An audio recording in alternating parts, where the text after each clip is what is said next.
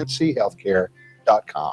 Folks, I love to hear car commercials where they're talking about thousands of dollars off the sticker. I don't know about you folks, but I don't know what sticker they're talking about. Hi, I'm Chuck Iannotti. I'm the general manager at Tri-City Kia in Eden. This is a factory sticker. Putting something next to it like a pinstripe for $400 isn't straight up. We do business one way, the right way. Take $5,200 off of Kia Sportage or Kia Sorento. That's only in Eden, US of A. Tito, man, it's tax time. Do you know what that means? Yes, man. Only the cool people get it at least. No, man. Get it at least. Okay, get it at least. Yes! Tito, for those customers, their funds are running a little tight. They're a little short on cash. Man, what can we do? Man, Mike, we got to use and wheels with more than everybody else. It's tax time. Roanoke, Greensboro, Danville, surrounding areas. Remember, se habla español. And get it at least. Along with you, I always enjoy this next part of the show when we ask the panel to tell us something we don't know, because I don't know what they're going to tell me I don't know. Peg O'Connell, I'll start with you. Well, a sad piece of information, 36% of North Carolina children and adolescents are overweight or obese, and that is creating an epidemic that we will pay the cost for in the future. Wow. Is that a higher number than what's been? It's one of the highest in the country, and it's getting worse every year. Wow. John, tell us something we don't know. Tom, we should pay close attention to the state treasurer's race, open seat in North Carolina for the first time in a while. We mentioned, I think, on a previous show that Dale Falwell, the Republican nominee, received the endorsement of the State Employees Association of North Carolina. That was somewhat of a surprise. I think you should be on the lookout for additional endorsements of the Falwell campaign in the next few weeks. It's going to be a very spirited race between him and, of course, our former NC Spin panel colleague, Dan Blue. All right. Tell us something we don't know, Chris. Well, the session just started, but there's already a bill, I think, that is really not in the best interest of North Carolina. It's a revenue bill that's a decoupling of the IRC revenue code. That happens every year. They decide how much they want to follow. This year, what they've done in the Senate bill, if people get mortgage relief, they're about to lose their home, the state of North Carolina will tax the amount their mortgage goes down. So you're about to lose your house. You get a little bit of a relief from your bank or a federal agency. Now the state of North Carolina wants to tax that. What's next? We're going to tax people's meals at the soup kitchen. We call that piling on, don't we? Well, I think we do. Phil, tell us something we don't know. In today's times, when most civic clubs are losing members, the Kiwanis Club of Raleigh is an exception. They're now the 5th largest Kiwanis Club in the world, with 250 members. They're the largest Kiwanis Club in North and South Carolina, and they're attracting more women, minorities, and young people. And the average age has gone from 64 to 62. And that's because they have you as such a great participant. Well, you've heard our spin on the issues of the day. To stay informed all during the week, give your feedback, and read my weekly column, visit our website, ncspin.com, or catch NC Spin on Facebook. And join us next week when we'll have more balanced debate for the Old North State. Until then, stay informed and watch out for the spin.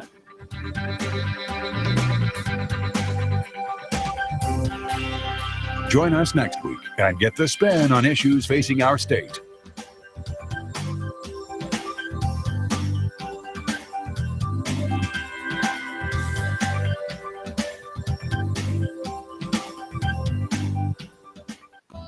If you're having back pain, neck pain, headaches, we can help.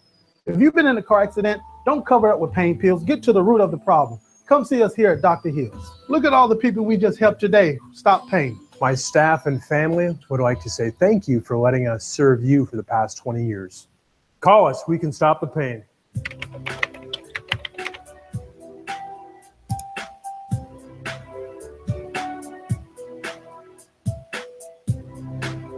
Hi, I'm Debbie Moore with WGSR 47.1. Let me help you attract new customers for your business or event. For advertising with proven results, give me a call at 336-344-5539 so we can talk. Real local, WGSR 47.1 in high definition. The views expressed on this program do not necessarily reflect the views of the station, its employees, or ownership.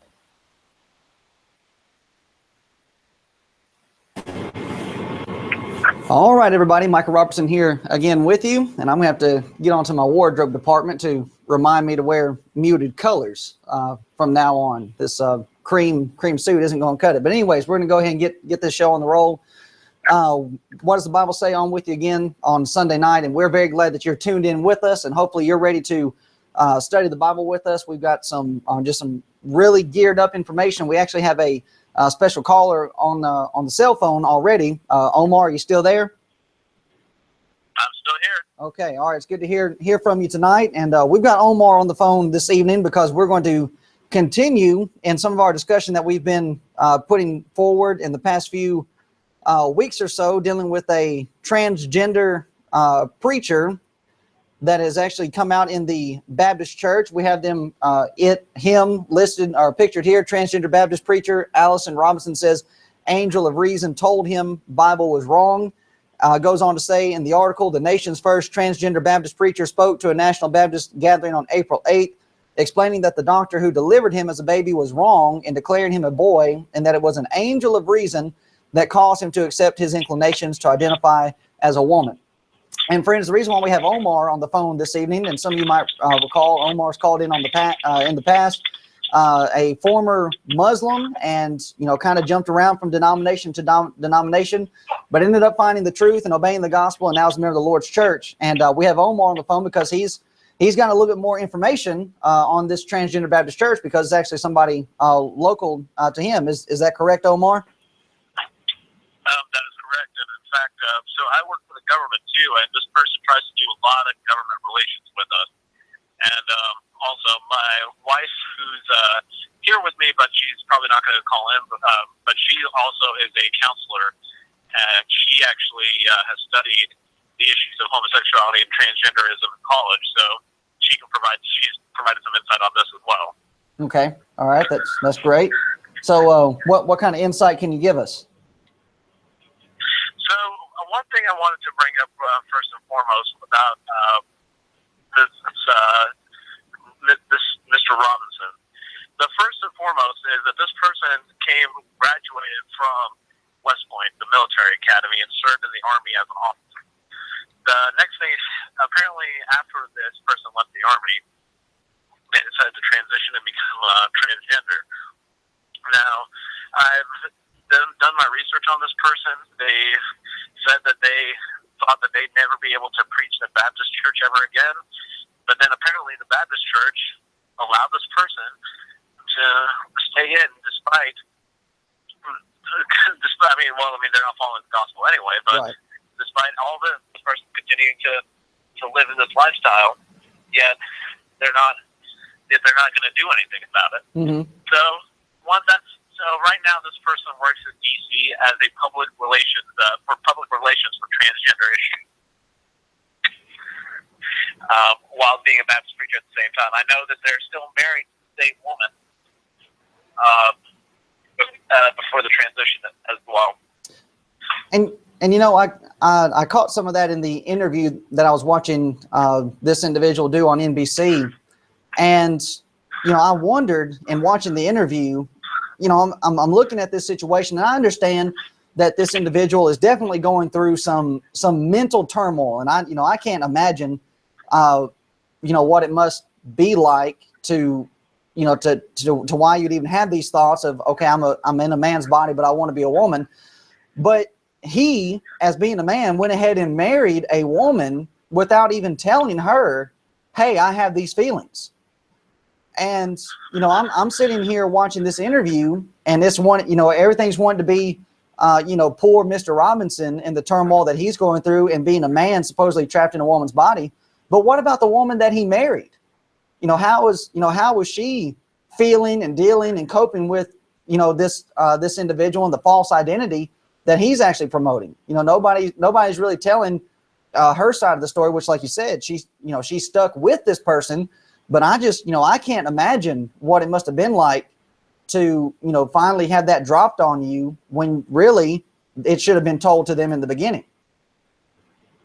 Well, yeah, and I agree with you. I really do.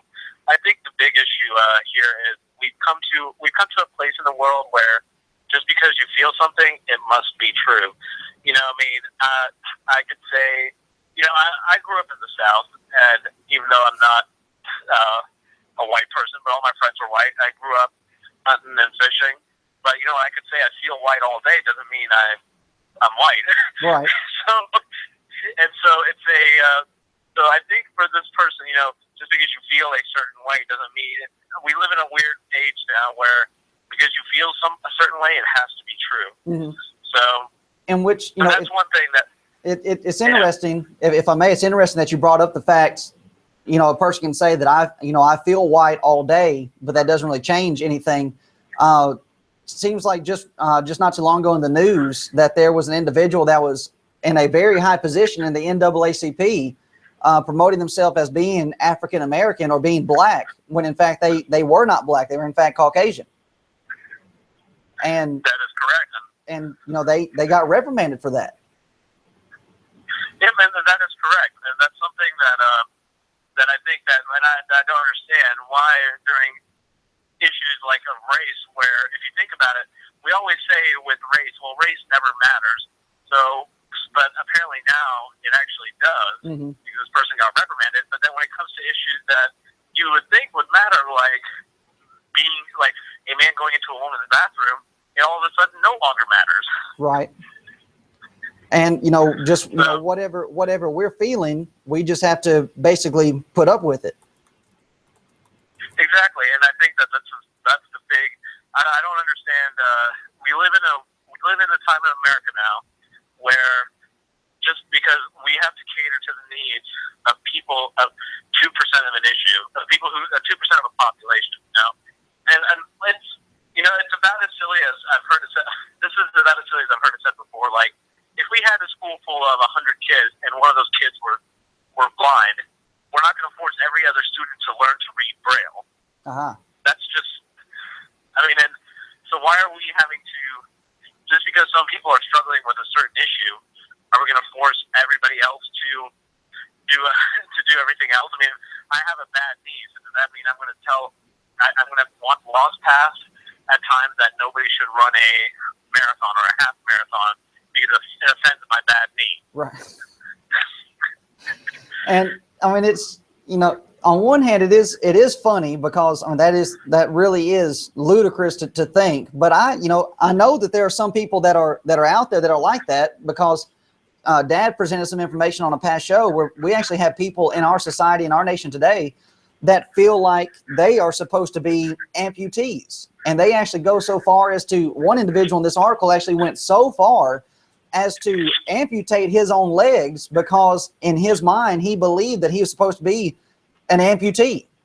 So even though you're giving out this hypothetical as if it's something ridiculous, we actually have people that are actually going already to that extent.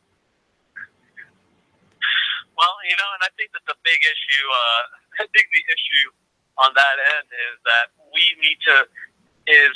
lost common sense in the world. And, I'd honestly like to say that we've also lost our caring for others in the world. Somebody came to me and said, I feel like I'm an amputee and I need to amputate my part of my body. I would think that the loving and the caring thing to do would be to go and get this person some help immediately. Get this person, go and tell somebody, hey, I think this person's about to hurt themselves or do something really foolish to themselves. Why don't we find a place where they can get some help? But, we come to a society where it's like, no, go ahead. Right. And, I believe that's a good point to make, especially at this stage in the program. As we're talking about these things, we're not simply wanting to talk about them just to, ridicule these individuals. These people that are making themselves amputees, like Omar said, they need help. There's something going on in their thinking, in their mental realms that is not actually going, correctly. We have this individual here, Omar, you were saying we live in a society where if anybody thinks that they are a certain way, then we just need to, respect that. Well, here's an individual that actually thinks that he's supposed to be a tiger, and he's gone through all kinds of reconstructive surgery on his face, and he's grown out his nails, implanted whiskers on his face, and, he has a diet that consists of raw meat. And, he's thinking, okay, I'm supposed to be a tiger, so I want to be a tiger. But in fact, like you said, the loving thing to do would have been to try to, talk to this individual. Look, I know you may be feeling this way, but this is not anywhere close to being accurate. And, really, again, Omar, these individuals that are doing this, they're not thinking about anybody else. They're not thinking about, okay, I'm not going to be able to work a job so as to provide for myself. So that's going to end up putting a strain on everybody else.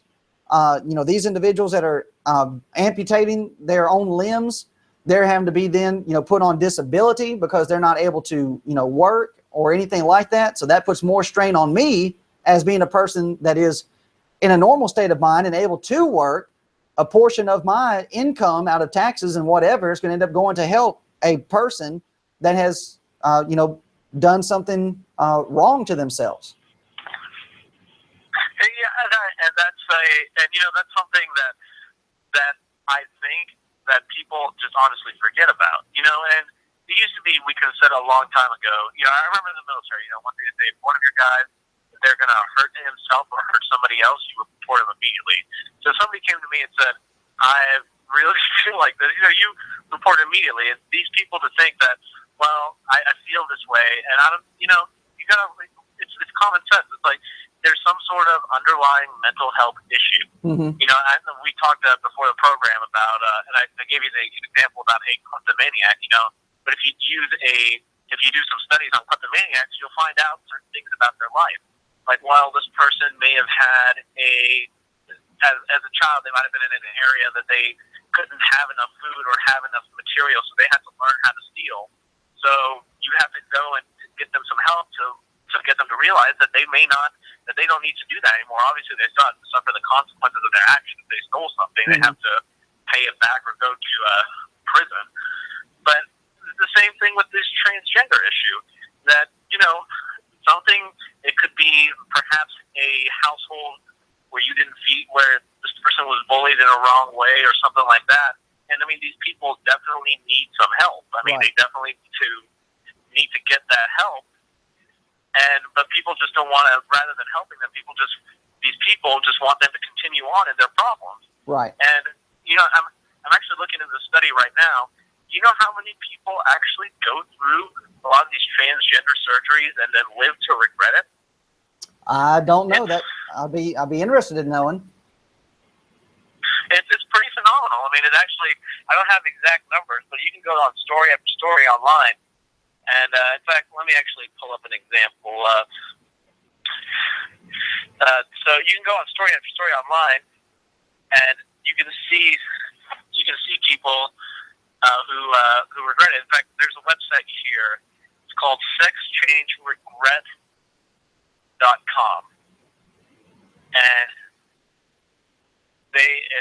it's a website that talks about people who actually, after they had their sex change and they went through the operation, they actually say that, well, my problems only got worse. Mm-hmm. And, you know, I can imagine that really, you know, being the case. I mean, it's basically like any other sin, and that's exactly what we're discussing here. Transgender homosexuality, as described in Scripture, is described as being a sin. When you are first finding yourself in that realm, I mean, the Hebrew writer says about Moses that he, instead of staying in Pharaoh's house, he rather would be amongst his brethren, and instead of enjoying, you know, the pleasures of sin for a season. Sin definitely is pleasurable when you're first getting yourself involved in it, but the deeper and deeper that you find yourself going into sin, it ends up being worse. So we're actually finding out, you know, like you're saying, from the studies, from the statistics and everything that are coming out from that, then in fact what the Bible's saying is in fact accurate. When you dabble in sin and you find yourself getting too far in it, you know, regret is going to end up coming from that. And I agree. I think that you hit it right on the head. That we think that it's you can think of it like somebody who struggles with alcohol. You know what I mean? In the end, alcohol, you might think that it's fun for a little bit, but you're going to end up regretting it. Mm-hmm. It's just like any other sin. Right. And, you know, it's you were making the statement a moment ago about, you know, the loving thing to do would be to go ahead and to try to address the issue. But, I mean, Omar, don't you think that it's kind of becoming the case, and I actually have a clip here that I can play to really prove this once we get done talking about it, that in today's society, a lot of people are thinking, well, to address the issue is going to cause stress on me because I know what's right and this person is doing something that's wrong. I want them to change, but there's a good possibility that they're going to fight me on this change. So in fact, it would be much easier just to try to ignore it and say, well, I love you that way, and that I'm ignoring it, and I'm enabling you and allowing you to go ahead and commit this sin, instead of just going ahead and going through the trouble and the fight of needing to address it. I definitely agree with you, because a lot of times it's easier to say that, well, I just don't want to start any drama or anything like that. That's probably one of the worst things you could say, is the reasons not to do something. Mm-hmm. And people, I've often got told to me, well, that's just not, it doesn't sound very Christian, it doesn't sound very Jesus-like, when you have example after example in the New Testament when Jesus constantly talks, calling out the scribes and the Pharisees, and you have Paul and Timothy talking about the false teachers, and you hear it also in 2 Peter and Jude. One of the biggest biblical principles that we forget to ignore in today's society is to tell people of their sin. Right. In fact, Jesus actually commanded it in Matthew, that we are to let our brother know that they are in sin. Right. And in Revelation chapter 2, we have Jesus commending the church at Ephesus that they tried those that said that they were apostles and found them to be liars. Now, Omar, if I could, just stick on the line with us, because we want to deal with this, love situation. Last Thursday, Caleb did a show where an individual called in, and they ended up asking the question, what is love, or what is the Bible's definition of love? Now, we've already stated our position, and Caleb did last Thursday also, that if you really love somebody and they're doing something wrong, you're not just going to let them go on with it, but instead, like you're saying, presented from the scriptures, like we have, you're going to confront it. You're going to try to encourage them to do better. Now, I have a Baptist preacher here in this clip, and if you can hold on just a second, I'm going to play the clip, and we're going to listen to what he has to say about this transgender situation. All right. Okay. All right. This is Mr. Tinsley, and if you watched Wednesday night and maybe Thursday night, I can't remember if Caleb used this or not, but I end up going and asking Mr. John Tinsley, the preacher there at Shiloh Missionary Baptist Church out on 58 in between Martinsville and Danville, about this transgender situation, because he's in fact using a person, Jessica Griffith, Reverend Jessica Griffith, according to the sign there at Shiloh Missionary Baptist, who is in fact in favor of transgender drag queens, going out and promoting them. Now, here's what he had to say about the issue, how he feels about transgender and how it should be treated and how it should be handled. Hello. Oh, how you doing? Okay.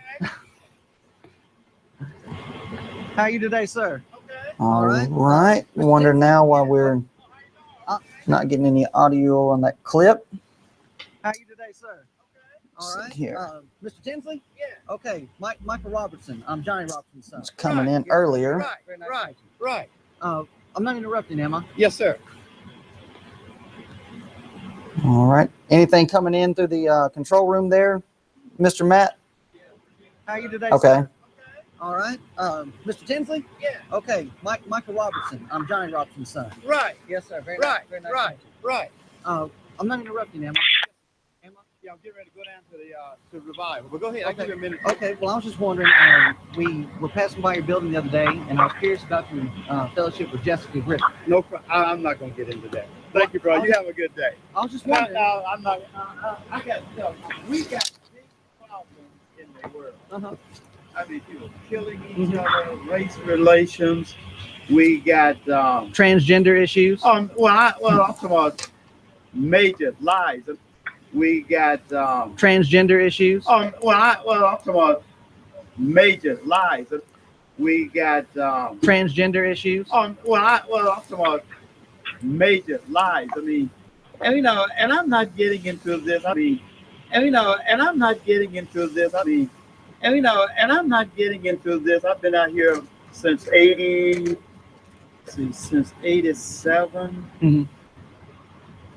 And my home church is Friendship. I'm going to be retiring from Shiloh at the end of the year. Mm-hmm. And I'm not. I don't want. I'm going to be retiring from Shiloh at the end of the year. Mm-hmm. And I'm not. I don't want. I taught school, and I see big issues. I don't see women creating a problem in this country. I don't see whites creating a problem. I don't see blacks creating a problem. I just see people. Well, I was just curious about the transgender. I'm not. Look, if I got anything to say, I can write and put it in the paper. I could buy TV time and I could buy radio time if I got anything to say. Well, what about free airtime? Free TV time. I don't need. If I need airtime, I could buy my own airtime. If I needed CNN, I could buy that. If I needed, I ain't never been a poor boy. I'm one of the few. Well, okay. Yeah. I mean, so that has no. But we got just to me big issues in the world to deal with, and I was hoping that everybody could just come together and just make something out of this world. But I don't. Well, Jessica's okay with transgender. She was. Look, I'm not getting into what people believe, Brother Robinson. But that's a bit. I know that people can believe. What can I do to change somebody's belief? Well, I can't look. I try to be a nice guy. I try to respect people until they push me too far. Well, Jessica's okay with transgender. She was. Look, I'm not getting into what people believe, Brother Robinson. But that's a bit. I know that people can believe. What can I do to change somebody's belief? Well, I can't look. I try to be a nice guy. I try to respect people until they push me too far. I've been living on this road since 1949. I was born in Franklin County. And I try to. There are just things that we have to leave up to somebody else. God, Jesus Christ, whomever the person, and each person. I just hope that we love each other, as it says in the Bible. We respect each other, as it says in James, chapter 2, verses 1 through 5. That we, whatever, we love each other. Even transgender? We love everybody. Okay, but we love everybody. We love people. Now that doesn't mean you love people's ways. I may not love what you're doing today, but I love you as an individual. I cannot stop anybody from doing anything. I can't stop a person from changing his skin color. I can't stop that. I got big issues. I'm a 20-some-year cancer survivor. I lost my mother in January. I have a daughter that's in a home in Richmond who had a brain tumor at 24. And I'm running back and forth down there. So, So do you think transgender is I'm not going to get into all of that stuff. Well, the Bible's pretty clear on transgender. I got to go. You be blessed. Okay. I try to be nice and. Well, I'm on that. We don't need that. We don't talk. But there is no peace. There is no peace when there's opposition like this.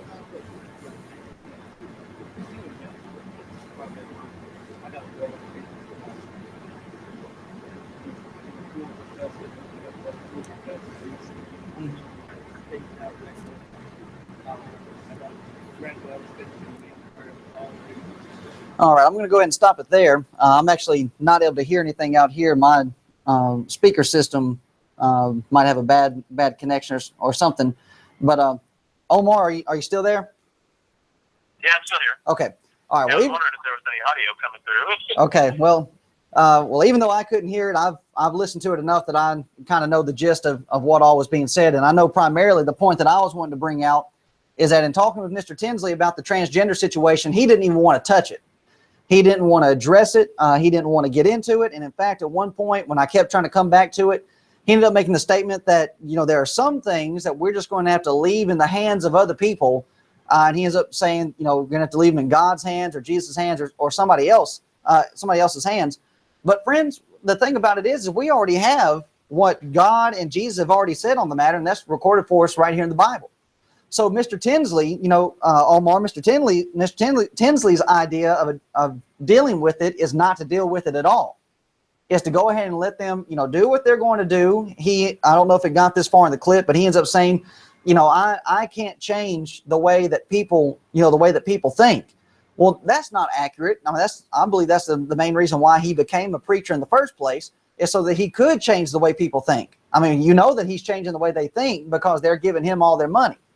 Now, Omar, you actually had some information earlier that we were talking about that this lifestyle, and we were discussing this earlier about how this lifestyle, this is not anything that we need to allow these people to continue in. That in fact, it actually has some detrimental side effects if people are in fact going to head down this road. Right, yeah, it does. It definitely has some detrimental side effects. And the fact that you don't want to address it in any which way or form is something that I think that most people, that this person is doing, is who calls himself a preacher or whatever he calls himself. But I think that this issue, the fact that he's just going to say that, well, I just don't want to touch the issue. Well, what issues are you going to touch? So, you're not going to touch the transgender issues, or you're not going to touch being a thief, or are you not going to touch the thievery issue, or you're not going to touch any other sin issue? Right. Are we all just going to sit around and sing Kumbaya? Yeah. And, we were talking earlier, you brought up the fact, okay, we're looking at this, not, we're discussing the detriments, like the health difficulties that the homosexuals have. Didn't you actually bring something up about that earlier? Yeah. So let me actually pull it up.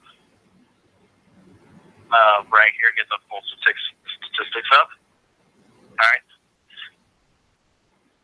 All right. So people will say that, well, we should just be loving people who are homosexual. It's just a innocent lifestyle, and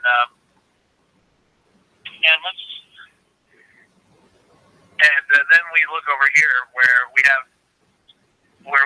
we see this study that was done in Canada, and this study, according to this study, people who are homosexual are 50% more likely to suffer from depression. Their risk of suicide jumps up 200%. They have an average of 20 years lifespan shorter than that of heterosexual people. And also, in Denmark, they've acknowledged that 50% of people who have AIDS are homosexual. And it's also said that right here, the number of sexual partners, and this was found in the Journal of Medical Research, and I don't see what year it is right here, but it's by Dr. Paul Van D. Van. He said the average number of sexual partners a homosexual has is between 101 to 500. So, and Dr. Paul Church, who brought up this issue to Harvard and was fired for it, has even said that, well, because that these people who live in this lifestyle, he said that, well, because their unnatural form of sex can actually cause damage to inner parts of their body and gives them a higher risk of cancer. So now we've just kind of moved it over to another realm. Not only are these individuals that are actually in the homosexual lifestyle, are they dealing with difficulties, but now, and I have this article pulled up about Mr. What's his name here? Paul Church, where it says at major Harvard affiliated Boston hospital, physician expelled from staff for telling the truth about homosexual behavior and criticizing hospital's involvement in gay pride events. So not only are the homosexuals being affected by their lifestyle choice, but now people that are actually trying to stand out and actually promote scientific facts are in jeopardy. So we're actually finding out that there's nothing harmless about this lifestyle for either side. If you are a homosexual, you're going to deal with health difficulties. And if you're a heterosexual person that's just trying to, state the facts about the lifestyle, you're going to end up being punished. So we're really finding out there's nothing harmless about it. Oh, no, there's not. And here's another interesting statistic for you, Micah. So right now people say, well, 2% of the population are gay.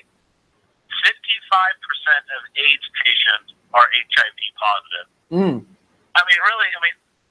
So we're going to say, well, this is just 2% of our population, but 55%, but if we take the population of people who have AIDS, they make up 55% of that population. Right. Friends, this is not a healthy lifestyle. Right. That's just common sense. So that's pretty much. You said 55% are HIV positive. 55% of HIV positive people are gay. Okay, so that's pretty much guaranteed. 55% of people that are going to they're going to die because there is no cure for HIV. Correct?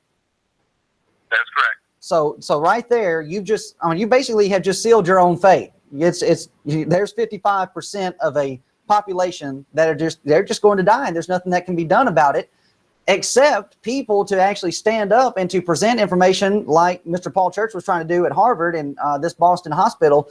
That there's all kinds of problems with this lifestyle. And Omar, since we're talking about these problems, and people in the homosexual community, they're saying, okay, you just need to accept us and bring us into your society. How can we accept you and bring you into our society when what you're going to bring is certain death? That doesn't make any type of sense. That's like, back in the biblical times, you had lepers. You don't read about lepers in the Bible, and we don't have anybody today saying, about lepers, oh, we need to be kind to lepers. We need to bring them into our midst. No, everybody understands, lepers need to be kept outside so as to protect the whole. It's nothing necessarily to say about the leper. It's just, we can't have you around because you're going to get the rest of us sick. Now, if we're going to be fair about this, then we're going to have to, we would have to take it to that extreme, would we not? Oh yeah, we definitely would need to, because if we're going to say that, well, this is just that they're going to come in and nothing's going to be different. That just doesn't make any sense. Mm-hmm. Let's face it. Do we want our kids in this society growing up asking, well, why does that man have a so-called husband, or why are all these people just sleeping, why are these people having relations with other men and things like that? That's just, and then why are these people getting sick, bringing diseases here? That's just not normal. Right. And, you made a point earlier too, and I think that it'd be good to express it now. The same thing that we're saying about homosexuals can in fact be said also about heterosexual people as well. You've got people that are heterosexual, but yet they're involved in the same type of lascivious lifestyles. They're out fornicating and committing adultery. And what are they doing but spreading similar diseases that the homosexuals are passing around? Oh, definitely. And then these same people who are going out wanting to live whatever they want, they're probably they're actually the people who are out supporting the homosexuals. Right. They say, everybody says, let's go and live whichever way we want, and let's forget about the Bible. When if you read and let's forget about the Bible, let's not obey our parents.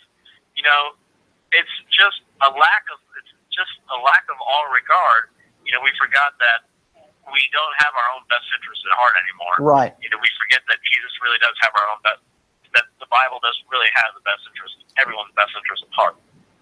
Certainly. God being the one that created us, he definitely knows what it is that we need and what we need to be held back from.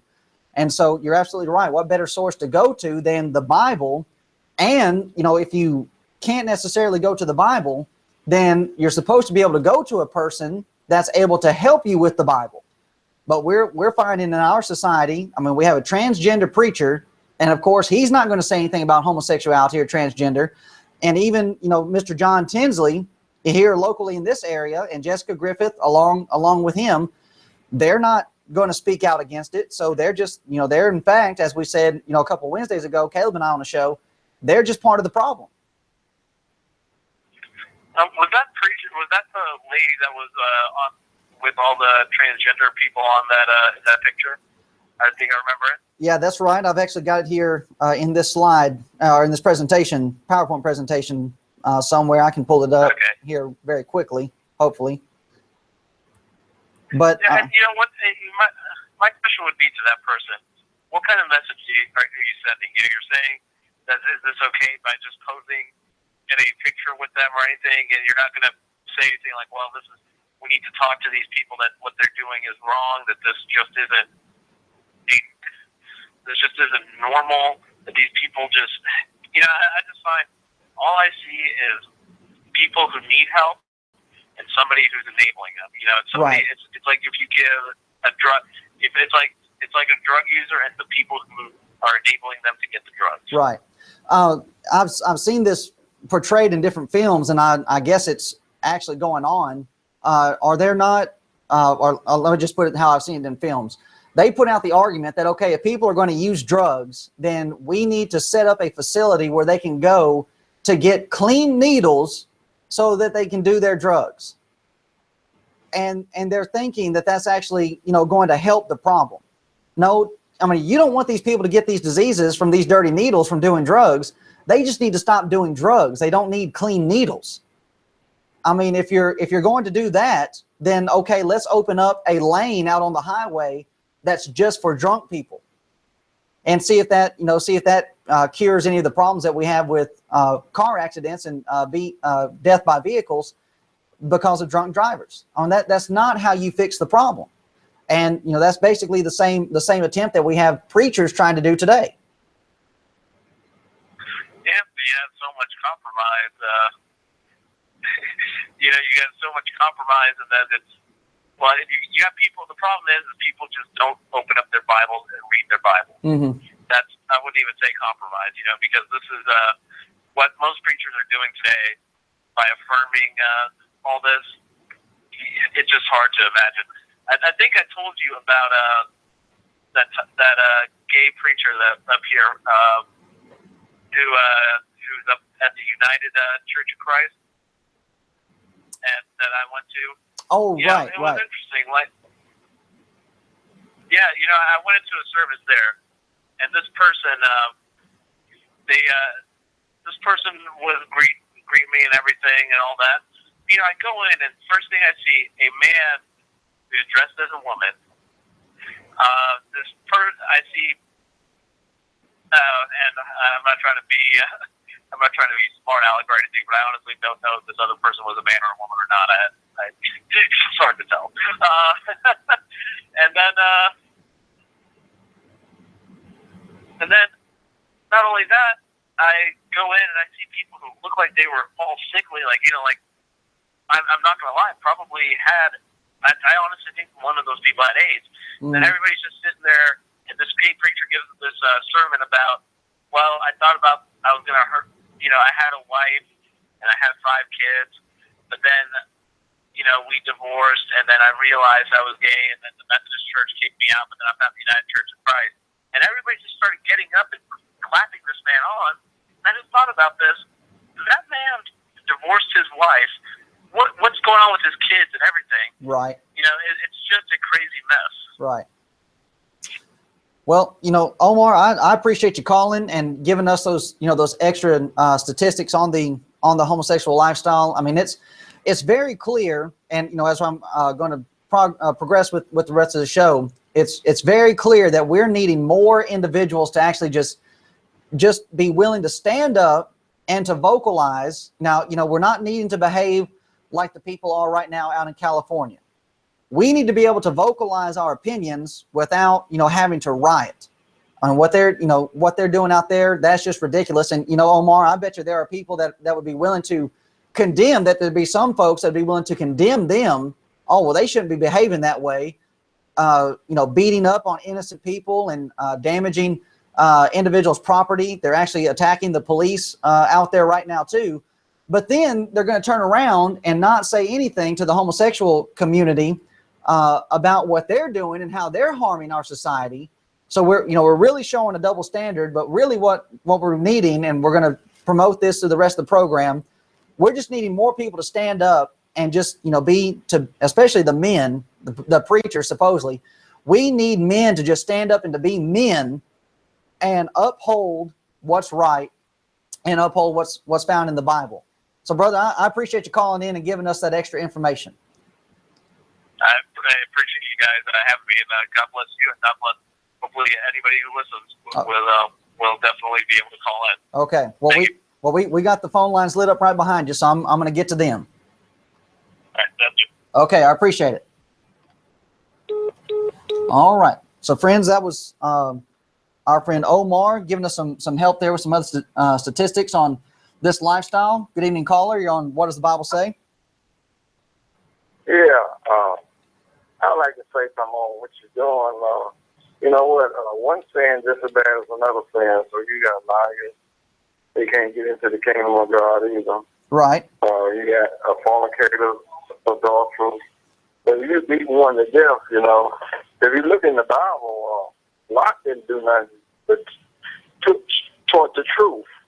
And God did. The death angels went in and did what needed to be done. So we don't have to be beating nobody to death, you know.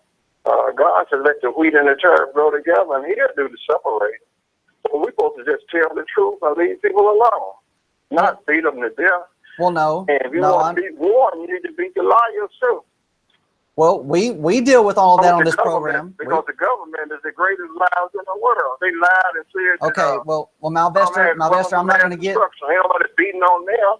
Well, Malvester, I'm not going to get into your, your propaganda there. Let's stick with scriptural things. You're talking about, dealing with the liars. What about a person who's in a religion that says that Jesus is not the Christ and that He's not the Messiah, but yet he's trying to run around with other people that say, well, Jesus is the Christ and is the Messiah, and trying to pretend like they're actually together? What is that but lying? Who doing that? You're doing that. Who? You. I never said that. See, you never said. You ain't never heard me say that Jesus didn't exalt Himself to become the Christ. You ain't never heard me say that. Okay, Malvester, is Jesus the Christ? When he went into with His Father, He got the title of Christ. Yes. No, you're trying to mix terms there with the title of Christ. He was born the Christ. Is He the Christ? He went in and sat on the right hand side of His Father. He was given the title. So is he the Christ? Is He the Messiah? Is He the Savior? Yes. Now you really don't believe that. Why are you lying for? Who's the prophet? Who's the prophet in Deuteronomy chapter 18?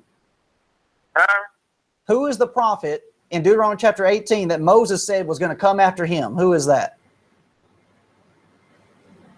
That Moses said was going to come after him? Yeah. Moses told the people that God was going to raise up a prophet amongst their brethren that was going to be like him. Who is that? It's supposed to have been another man supposed to have been raised up. You talking about Deuteronomy 18, chapter 18 verse? Yeah, that's it. Yeah, he said that he will raise one up like unto his own brother, and put his word in his mouth, speak all it. He was talking about another man would be raised up at another time. Okay, who's like Moses? Okay, now who is that? And that man, and then it had to be a condition like it was at that time. So it had to be slavery at that time, and it had to be a pharaoh at that time. So the only time I know that could go off is when the Honorable Elijah Muhammad was raised up here in America. Okay, so there you just proved my point. You don't believe that Jesus is the Messiah, that He is the Savior, because that same prophet. We're talking about Moses now. We're talking about Moses It's the same person. Jesus is supposed to be that prophet, not Elijah Muhammad. No. I'm saying that Jesus didn't come up at a time of slavery. No, you can't undo what the Scripture actually says. Peter said. You confused now. Peter said in Acts chapter 3. Let's talk about that. Now you got to look at that Scripture and see that what was going on. It was slavery. No, it wasn't slavery. One had to be raised up like unto Moses. They were already out of slavery. In Deuteronomy, they were out of slavery. Jesus said Himself, one like unto Moses must first come. And who is that? At that first. Who did Peter say that was? You tell me who it is. Peter said in Acts chapter 3 verse 22, for Moses truly said unto the fathers, a prophet shall the Lord your God raise up unto you of your brethren like unto me. Him shall ye hear, and all things whatsoever shall I say unto you. And it shall come to pass that every soul which will not hear that prophet shall be destroyed from among the people. Yea, and all the prophets from Samuel and those that follow after, as many as have, verse 24, as many as have spoken have likewise foretold of these days, ye are the children of the prophets, and of the covenant which God made with our fathers, saying unto Abraham, and in thee shall, and in thy seed shall all the kingdoms of the earth be blessed. Unto you first God, having raised up his son Jesus. So in this context, he's saying that Jesus is that prophet. That's what Peter said. Now you're telling the truth. Jesus was a prophet, right? Jesus said he was that prophet that Moses talked about, not just a prophet. Now you're telling the truth. Now you're telling the truth. Jesus was. No, now you're telling the truth. You're showing your true colors. I know. I'm telling the truth. Jesus was a prophet. And no. If you read in the last chapter of Revelation, it'll say that Jesus was a prophet. Well, Malvester, Peter said he is that prophet that Moses was talking about in Deuteronomy chapter 18. I know that's right. No, that's a prophet. No, he is the prophet. You see, you're trying to mix words here. You can say that if you want. Moses was the prophet at the time. I'm not saying it. Peter's saying it. And Peter's an apostle. I'm saying that Moses was the prophet at the time of Moses, and Jesus was the prophet at the time of Jesus. What you saying? Peter said right here in Acts chapter 3, verse 21 and 22, of whom the heaven must receive until the times of restitution of all things which God has spoken by the mouth of all his holy prophets since the world began.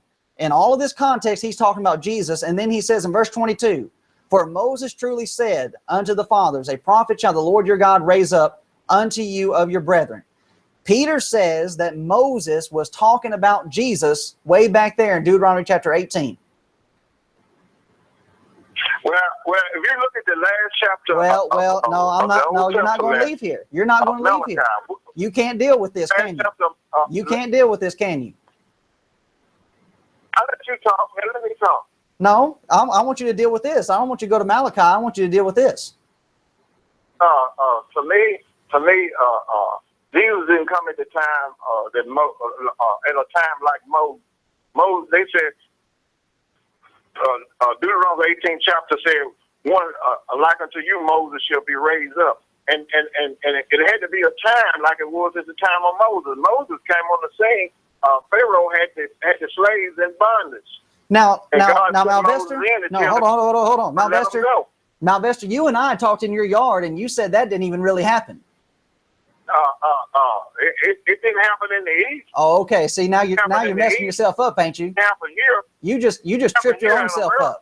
You just tripped your own self up. I said it happened here in America. We've been in bondage for 400 years. And God came to America and raised one up like unto Moses. See, Malvester, you can't even keep your own. You can't even keep your own text. Of Moses. You can't even keep your own text straight. In Deuteronomy chapter 18, when Moses said that, they were already away from Pharaoh. They were out of slavery, which, like you said, the slavery actually never really happened. But here we have again. Not in Egypt. Not in Egypt. It didn't happen in Egypt. Now you just said a moment ago that it did. Genesis, where you just said a moment ago. Abraham know of a surety that seed will be a stranger in a land is not theirs. Now, Malvester, this is going to make really good playback because you know we like to play people back from what they previously said. You said that Jesus had to come in a time like Moses, while Moses and them were in slavery. But then you just said that Moses and the people never were in slavery. So which is it? Wait a minute. Now see, you putting words in my mouth. I didn't say that. You said it. You said it. Said that Deuteronomy 18, chapter 18, verse. God was telling Moses that a man would come like unto him, and he would raise up a man like unto Moses. And then Jesus said that one like unto Moses must first come. So that means Jesus was bearing witness that another man like Moses had to come up at a time that people would be in bondage and they'd be up in a powerful Pharaoh. But you just said the only time you can point to that is when here in America. That's the only time you can come to that. If you remember that scripture right there talking about us black people in slavery in America, right there. That scripture, that's what it's talking about. Man, Malvester, you're crazy. Well, that's your opinion. No, I think the community. Like don't you know when God came, there were three of them in the tent of Abraham, and Abraham seen three men. He said no, and one of them was the Lord. And the two other ones was the death angels that went into Sodom and Gomorrah. You understand? Now hold on. That ain't got nothing to do. That ain't got nothing to do. You're not preaching for all of that. Now, Vester, you're not preaching on the show. We need to go back here to Acts chapter 3. You did not address in Acts chapter 3 that Jesus, Peter says Jesus is this prophet that Moses was talking about.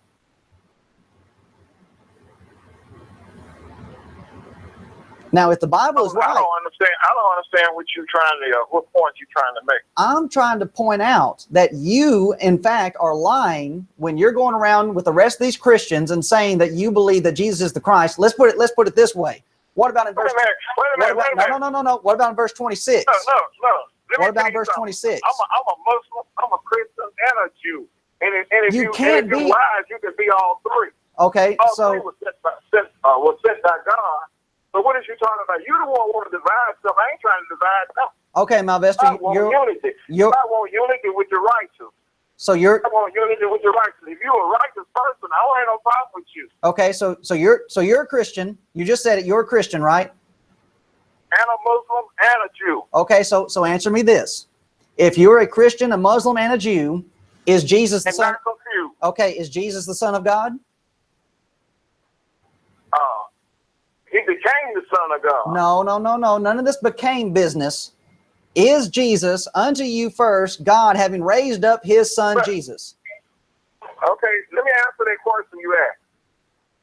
Let me answer that question. Don't you know that all of us was something before we became something? No, we're not dealing in this metaphysical business. I'm talking about what titles mean. What is a son? You got to know what a son is before you can say Jesus was the Son of God. Malvester, you know. Malvester, you know. I can become a son of God. You know what it means. And anybody that live a righteous life can become a son of God. You become a son of God by taking the mind of God. That is not the same. We are sons of God by adoption. He is the Son of God. God don't claim the flesh. God claims the mind.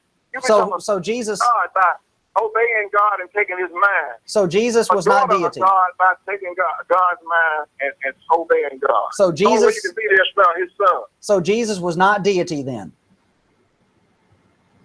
So what is you trying to say, that God come and had a relationship with Mary? I'm telling you that God came in the form of man. You know good well that's not true. I'm telling you that God came in the form of man by sending his Son Jesus Christ, that he was deity. Wait a minute. How did Jesus Now, Malvester, we haven't gotten a straight answer out of you yet. Yes or no? Yes or no? Yes or no? Was Jesus the Son of God? Did Jesus get you like you did from a woman? Yes or no? Jesus was the Son of God. Did Jesus get you like you did from a woman? Now, Malvester, if you're not going to give us a yes or no, ain't nothing on this planet come here. Ain't no human being come on this planet without through the womb of a woman. Was Jesus? Jesus came on the planet just like you did. No, he didn't. The situation was just like had a man and a woman. So you, the child. So you just denied the miraculous conception. You know what? That right there. What you saying? Go.